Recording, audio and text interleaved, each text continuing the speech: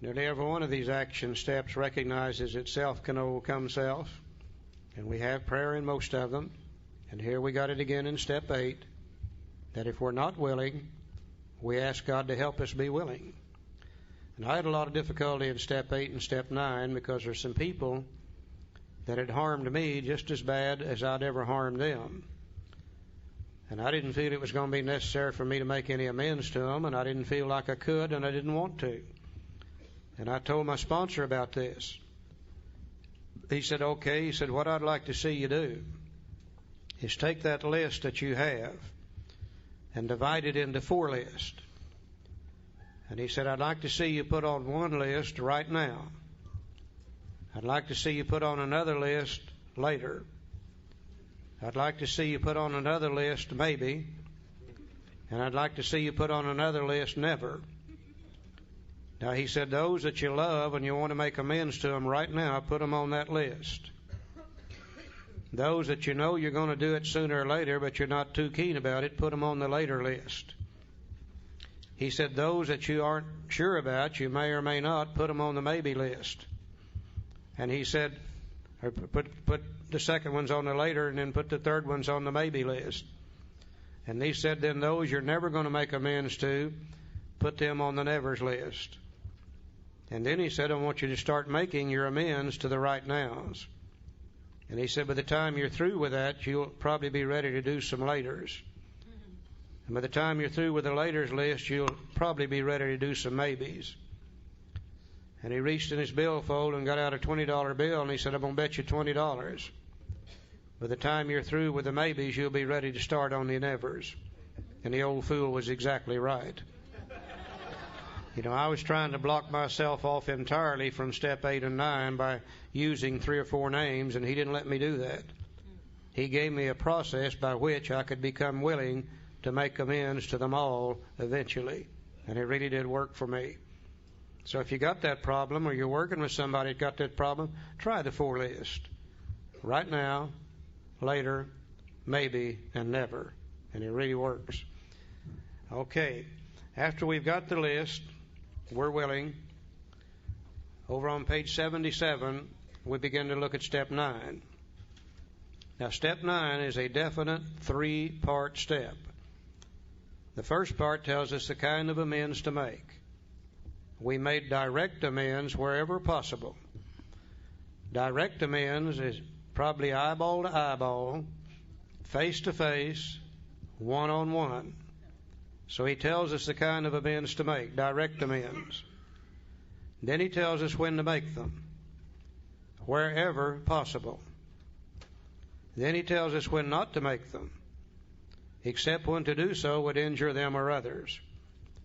Now, for the next 3 or 4 pages, he handles each one of these things paragraph by paragraph. Page 77, that paragraph down in the middle of the page, it says we don't use this as an excuse for shying away from the subject of God when it would serve any good purpose. We're willing to announce our convictions with tact and common sense. Now, the direct amend starts right here with the words, the question of how to approach the man we hated will arise. Let's look at this one. I think in the area of the 9th step, especially since we're going to go out and make amends for the harm done, I think especially we need to talk to our sponsors and listen to our sponsors in this area to get some information about how we're going to go about making these amends. Because we can go out in our zeal to make amends and cause a whole lot more harm than we ever intended or had ever done prior to that, just trying to make amends. So check with your sponsor in this area, lay out how you're going to do it and what you propose to do, and see what he says. Very, very important. See, the question of how to approach the man we hated will arise. It may be he's done us more harm than we've done him. And though we may have acquired a better attitude toward him, we're still not too keen about admitting our faults. Nevertheless, with a person we dislike, we take the bit in our teeth. It's harder to go to an enemy than to a friend, but we find it much more beneficial to us. We go to him in a helpful and forgiving spirit, confessing our former ill feelings and expressing our regret. Now, under no condition do we criticize such a person or argue. Simply, we tell him that we will never get over drinking until we've done our utmost to straighten out the past. We're there to sweep off our side of the street, realizing nothing worthwhile can be accomplished until we do so. Never trying to tell him what he should do. His faults are not discussed. and we stick to our own.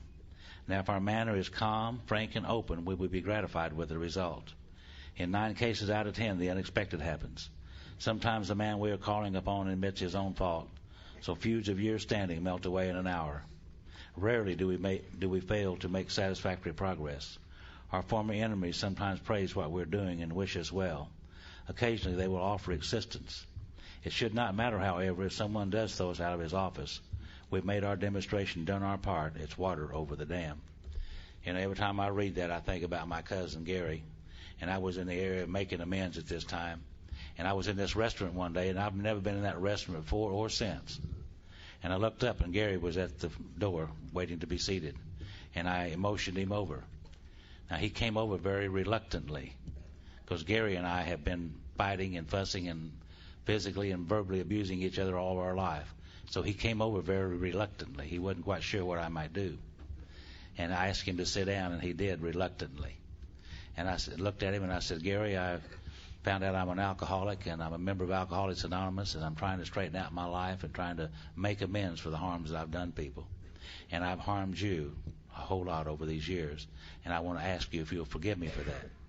Well, he kind of relaxed like that, and he said, you know, Joe, I want to ask you if you'll forgive me for the things I've done to you. That whole deal went away just like that. And that's a wonderful thing. But the best part about it is that Gary comes to Alcoholics Anonymous from time to time, even now. Well, he's making progress. He used to be a daily drinker, and now he's what do you call it? Periodic drinker, yeah. So he's making progress. But he comes to the group that I attend, and we sit down, and we'll visit back and forth a little bit, as much as he will allow me to. But had that not happened that many years ago, Gary would never come to Alcoholics Anonymous. Maybe someday he'll get sober. I hope so. Eyeball to eyeball, face to face, one-on-one. I think we got to remember now the purpose of making the amends is not to get you to like me. I hope you will when I'm through. But the purpose is to get rid of my fear, my guilt, and my remorse. If I write you a letter, I'm not quite sure how you accepted it. I'm still a little concerned about what you're going to say and do the next time I run into you. I'm not sure I've done my utmost. If I call you on the telephone, I got the same situation. But if I go to you wherever you are, your office, your home, or wherever it might be, and we sit down, eyeball to eyeball, face to face, one-on-one, when I've made my amends, I'm through with it. I'll never have to worry about it again. You've done the worst you're going to do to me right there, and I, in turn, have done my utmost. No doubt that's the best way to do it. Another kind of amend is in equal restitution or equal amounts. You know, we tended to hurt a lot of people in the material area also. Some of them we stole from them and never did give them their money back. Some of them we ran up bills that we never did pay. We wrote hot checks that we never did pick up. We tore up automobiles we never did fix. We've hurt a lot of people in a lot of ways in the material world. What are we going to do about that? It really wouldn't do much good for me to come to you and say, look, you and I both know I stole $1,200 from you when I was drinking, and I'm sorry about it. Would you forgive me? You're probably going to say, I'm sorry about it too. Where's my $1,200? Equal restitution. Bill handles that in the next paragraph. Most alcoholics owe money. Now, that's probably the understatement of the year right there. We do not dodge our creditors, tell them what we're trying to do. We make no bones about our drinking. They usually know it anyway, whether we think so or not. Nor are we afraid of disclosing our alcoholism on a theory it may cause financial harm. Approached in this way, the most ruthless creditor will sometimes surprise us. Arranging the best deal we can, we let these people know we are sorry. Our drinking has made us slow to pay. We must lose our fear of creditors no matter how far we have to go, for we're liable to drink if we're afraid to face them. And I think what he's saying to me is this, that if I owe you money for any reason, I need to come to you and say, look, I know I owe you the $1,200 and you know it too. And I'm trying to get my life straightened out. I'm sorry I can't pay you that amount of money today. But what I'd like to do is start paying you $5 a week, $10 a week, whatever I can live with.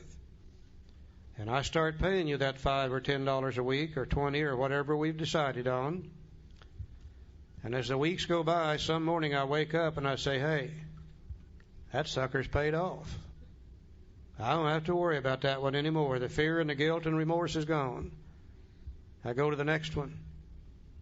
And I say, now you and I both know I owe you a couple $1,000s. I can't pay you today, but I'd like to start paying you about $20 a week. And I start paying you $20 a week, and some morning I wake up and I say, by golly, that sucker's paid off too. And then I go to the next one, and then the next one, and then the next one, and someday I wake up, and by golly, they're all paid off. And the fear and the guilt and remorse is gone. I feel good back here in the back of my head now, after that guilt and remorse and fear is gone. Now, a guy came to me one time, and we were discussing this. And he said, Charlie, if I tried to pay them so much a week, do you know how old I'd be before I got them paid off? I said, you'll be the same age as you would be if you didn't pay them off. It don't make any difference. You know, I've lived long enough to know that time is going to pass. I wish I could stop it, but I can't. And as time passes, I can use it for a worthwhile purpose, do something about these things, or I can keep putting it off and putting it off and putting it off, and 5 years or 10 years or 15 years from now still be in the same situation and maybe drunk in the meantime. We have a good friend, used to live in Tulsa, moved out here to California. He's gone now. He's dead. Name was Dan. When Dan was 29 years sober, he said, Charlie, I paid the last one of them last week. I said, Dan, how do you feel? He said, I feel about 8 foot tall. Now, Dan was a little bitty fellow, about 5'1". He said, this is the first time in my life that I can ever remember that I don't owe somebody something for what I've stolen in the past. He said, I feel pretty good about old Dan. Dan owed a lot of money. When he was drinking, he was in the oil business down in Texas. And he hooked them, and he hooked them big. Took him 29 years to pay them. But by golly, he got it done. I tell you how good a con artist Dan was. When he was still drinking in Texas, his wife, Sarah, who later became a beautiful member of Al-Anon, she took him to the state insane asylum in Big Spring, Texas, to have him committed for alcoholic insanity. The head psychiatrist interviewed Sarah, then he interviewed Dan, and after a while, Dan left and Sarah was locked up. True. She stayed there for a year. She learned how to live better electrically and all that goody-goody stuff in there. Dan was a real con artist, Joe. You know, Dan did it. He paid back a lot of money. It's not a lot of money out here in California, but in Oklahoma, it's a lot of money. Hell of a lot of money. Yeah. You guys got plenty of money out here. We all know that.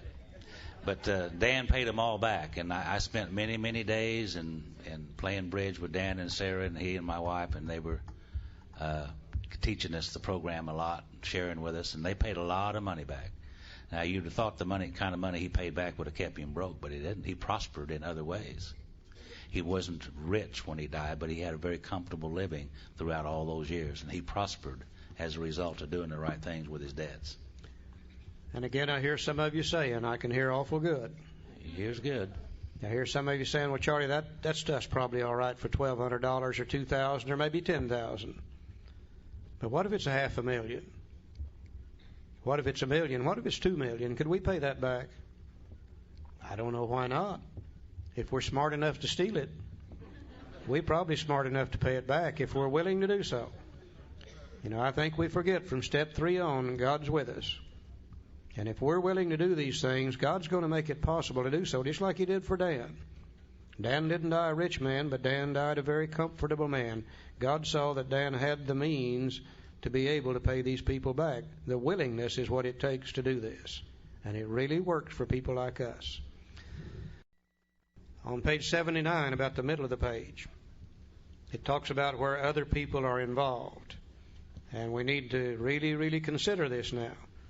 Sometimes in our zeal to be forgiven for the things we've done in the past, we make amends where we end up hurting the one we owe amends to even more, or possibly hurt somebody else. And if we do that, then sooner or later we're going to have to go back and make amends for that too. So we have to be very, very careful whether other people are involved. Over on page 80. There he had an example on page 80 where he went to the people involved and got their permission to make the amend before he made it, in order to be sure everything was going to be okay. Bottom of page 80, he starts talking about domestic troubles. Page 81, he talks about sex outside of marriage. What are we going to do about those kind of things? Very carefully, he handles just about every conceivable situation that could come up. You know, people I work with, usually we can find the answer to their amends as to whether they should make it or shouldn't, and how to make it here in the big book. Covers just about all situations. The key thing, I think, and Joe said it a while ago, is get somebody else's advice. You know, I've seen too many people jump into these amends too fast and not only hurt other people, but end up destroying a family, destroying a relationship with another human being completely. You know, I think that we should go to our sponsors, get their help, get their advice before we even start making these amends, especially where it involves maybe hurting other people. Page 83, third paragraph. There may be some wrongs we could never fully right. You know, some of these people are already dead and buried. Some of them, to make the amends, would hurt them or others, and we can't do that.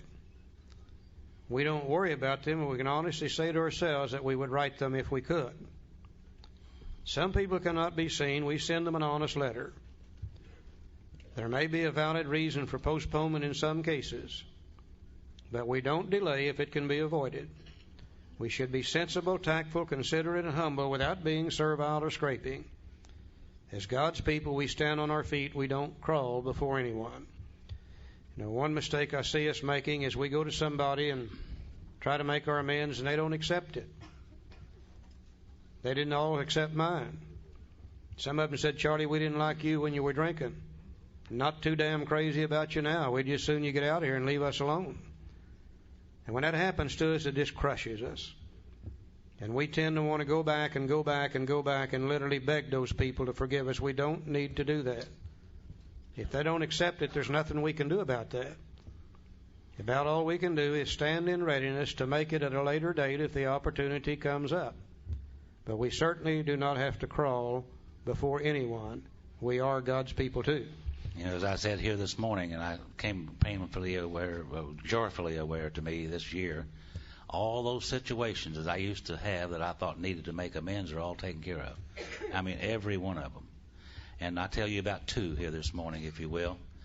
When I was drinking, I had a mobile home up north and west of Tulsa, the lake called Lake Keystone.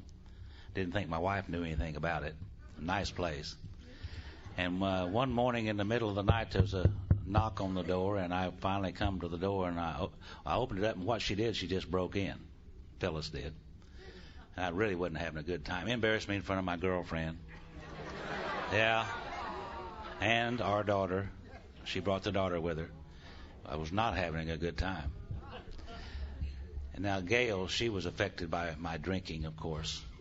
And when she was 17 years old, just a few days after she was 17, she got married to get away from Phyllis and I. Because Phyllis is in the program of Alcoholics Anonymous now some 23 years. She's been sober, thank God. But Gail was affected by this. And the book says a remorseful mumbling won't fill the bill at all. Well, of course, I tried to make a few amends verbally to Gail. And, you know, that didn't, she said it's okay. But it wasn't until 6 years ago. I was sober 19 years and talking to Gail on the phone. She was living up in Columbus, Ohio. And she said, Daddy, a thing happened here recently. She said her sister-in-law had died and her husband had died unexpectedly and left 2 kids for someone else to raise. And she said, if something should happen like that to Jim and I, said, would you and Mom take the kids?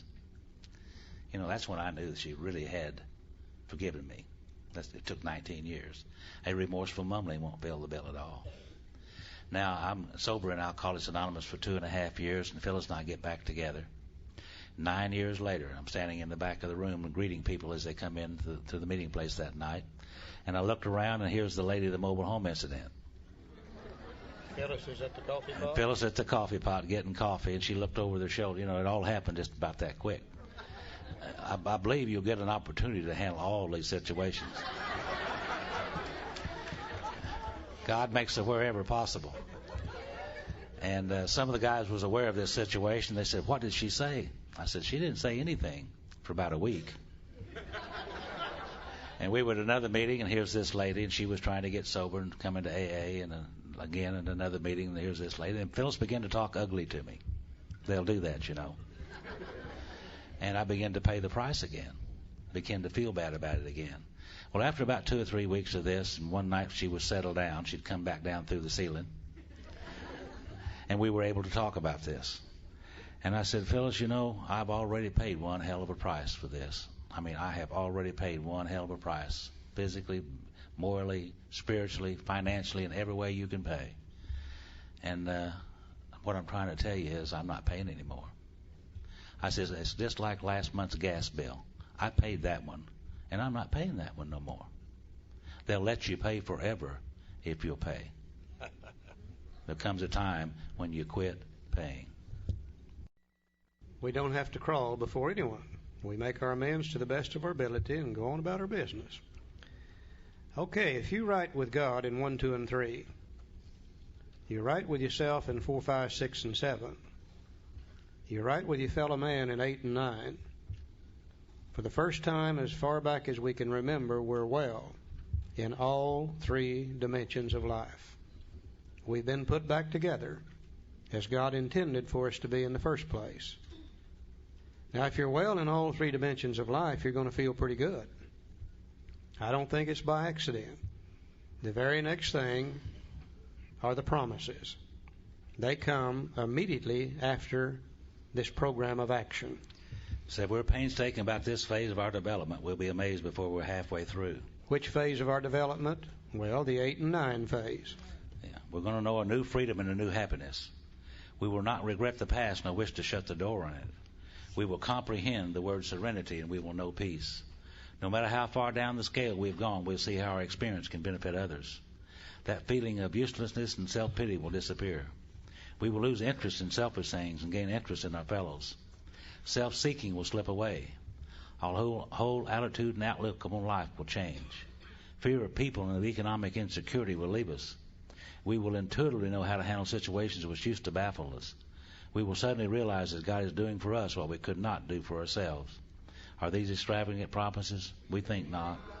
They're being fulfilled among us, sometimes quickly, spiritual experience, sometimes slowly, spiritual awakening. But they will always materialize if we work for them. You know, I've had some very horrendous hangovers in my time, and I know that you guys have too. And I have thrown up sometimes of something horrendously, blood and all, in my drinking career. But you know, those kind of experiences never caused me to want to quit drinking. What caused me wanting to quit drinking was the guilt, shame, and remorse that I had as a result of the harm that I did other people. And these promises began to come about in my life. They came about not in my body, but in my mind. I began to experience these things in my mind. And I knew, of course, that the program was working for me. And I'm free of those things today, thank God. I'm going to read them again. I'm going to add a few words to them. And the words I'm going to add to them refer to the time when I was young, when alcohol was my friend, when I could drink it and be Fred Astaire on the dance floor, and the world's greatest lover in the back seat of a 36 Chevrolet. This is the way alcohol used to make me feel before it turned against me. Whenever I took a drink of alcohol, I knew a new freedom and a new happiness. Whenever I took a drink of alcohol, I did not regret the past nor wish to shut the door on it. Whenever I took a drink of alcohol, I would comprehend the word serenity and I would know peace. Whenever I took a drink of alcohol, no matter how far down the scale I had gone, I could see how my experience would benefit others. Whenever I took a drink of alcohol, that feeling of uselessness and self-pity would disappear. Whenever I took a drink of alcohol, I would lose interest in selfish things and gain interest in my fellows. Whenever I took a drink of alcohol, self-seeking would slip away. Whenever I took a drink of alcohol, my whole attitude and outlook upon life would change. Whenever I took a drink of alcohol, fear of people and economic insecurity would leave me. Whenever I took a drink of alcohol, I would intuitively know how to handle situations which used to baffle me. Whenever I took a drink of alcohol, I would suddenly realize that alcohol was doing for me what I could not do for myself. Now think about that a moment. My God, no wonder I love to drink. When you find anything that will do that much for you, you immediately become mentally addicted to the use of it, whatever it is. If it had been chocolate ice cream, by God, I would have been addicted to chocolate ice cream. If it had been Hostess Twinkies, it would have been Hostess Twinkies. If it had been gambling, it would have been gambling. Mine was alcohol. Alcohol did for me what I could not do for myself, and it was my friend, and it worked for me like magic for years. But one day, alcohol turned against me, and all the things I was afraid would happen to me now began to happen because of the alcohol itself. I became a very, very confused individual, not knowing I was alcoholic, not knowing I would never be able to recapture these feelings from alcohol. I spent the last 4, 5, 6 years of my drinking desperately trying to get these things back from alcohol. Almost destroyed me in the process. I came to AA. You gave me a book. I found a little program of action in this book. I began to apply it in my life. And one day I woke up and found these promises in my head. And I suddenly realized that the first 9 steps of Alcoholics Anonymous are doing just exactly for me what alcohol used to do for me when alcohol was my friend. You see, that's why I don't drink today. If I hadn't found this somewhere, I would still be searching for it. I would probably have gone back to alcohol until eventually it completely consumed me and destroyed me. But I don't need to drink because I found everything good that alcohol gave me through the first 9 steps of Alcoholics Anonymous. That's the miracle of Alcoholics Anonymous. And at the same time I realized it's given me the good, I also realized the first 9 steps have never turned against me, as alcohol did. I've never been placed in jail because of the first 9 steps. No lady has ever drugged me through a divorce court because of the first 9 steps. I've never vomited. Damn near did a time or two, but I've never really vomited because of the first 9 steps. You see, that's the miracle. And if you read those promises, you'll notice they all deal with the mind. None of them deal with the body. We came here restless, irritable, discontented, filled with shame, fear, guilt, remorse, worry, anger, depression, and etc. We've worked the steps. We received the promises. Certainly we have undergone a change in our personality. We have undergone a spiritual awakening already. Now, if that's true, then what's the purpose of the last 3 steps? And many people will tell us the last 3 steps are to maintain our sobriety. I will agree that they will help us stay sober. But the word maintenance itself is a misnomer. To maintain something means to keep it as is. And another natural law applies. Nothing in our universe ever stays as is. Everything in our universe is in a constant state of change. It's either growing or it's dying. It's progressing or it's regressing. It's going forward or it's going back. Now, we've made a tremendous amount of spiritual growth through the first 9 steps if we've got the promises. But if we tried to maintain this, eventually we start slipping back. And we start having trouble with people, then with ourselves, then with God, and we end up drunk all over again. Now, how do I know that? I see it happen in AA over and over and over again. That's what happens when people like us who have had a good program go back and get drunk again. It's because we stopped growing. And you can't stop growing. If you do, you start dying.